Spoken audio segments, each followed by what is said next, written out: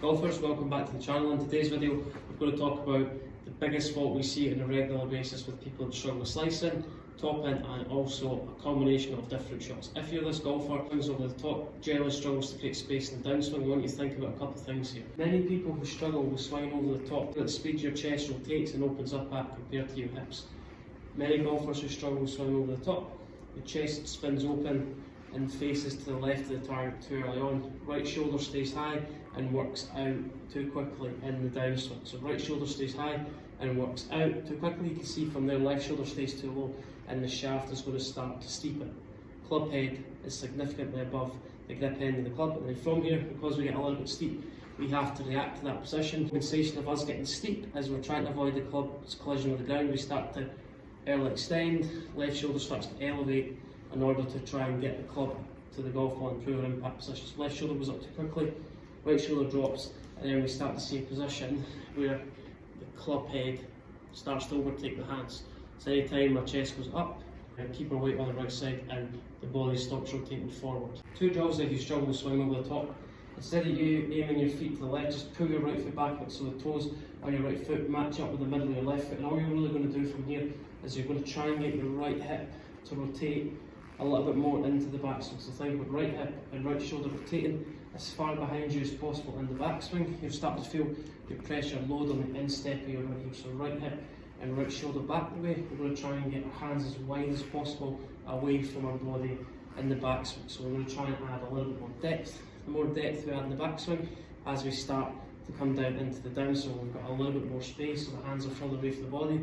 If I still get a little bit steep, the hands are going to be further away from the body, meaning that they're going to still come down a little bit shallower, as opposed to if I create no depth, the hands just start to go up. Two things, right shoulder, right hip, rotate as far behind you as possible. You start to feel like the left shoulder pulls it across, and then your rib cage and your torso start to rotate. Your hands are going to feel wider away from your chest, and as you come back down into impact, you're just going to feel like your right shoulder works down a little bit more. So get to the top, slight lateral shift, your weight's going to move into your left side, and then two feelings from there. You're going to get your right shoulder to work down, feeling that you're trying to get your right shoulder to work down closer to the ground, and you're going to keep your back to the target a split second longer into the impact position. So right shoulder working down, back to the target. Our shoulders will feel a little bit close compared to the target head towards. Pull the right foot back, run the up and right shoulder as far behind you in the backswing.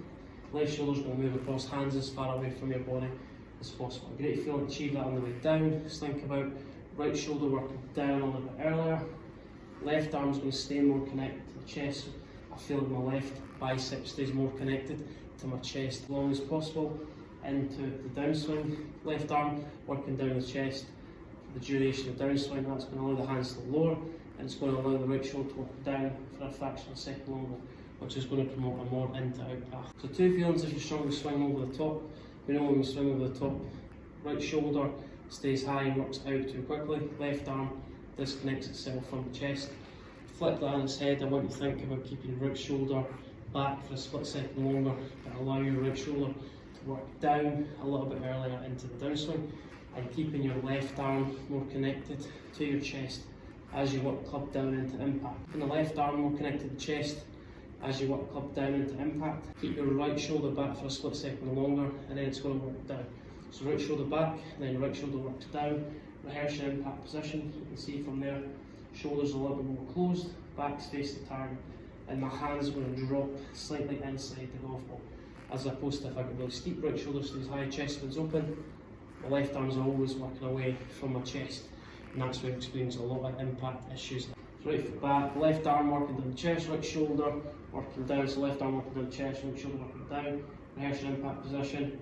I feel like I've got this right side crunch, my right shoulder's working closer to my right hip, the left shoulder feels like it works up a bit more, my back's facing the target, and I've just got my hands working down a little bit more inside the golf ball. I feel like my path's moving a little bit more down.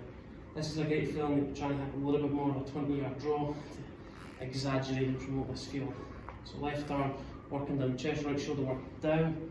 Rehearse your impact position. My right arm's always behind the left arm. Left arm stays more connected to the chest, right shoulder working down.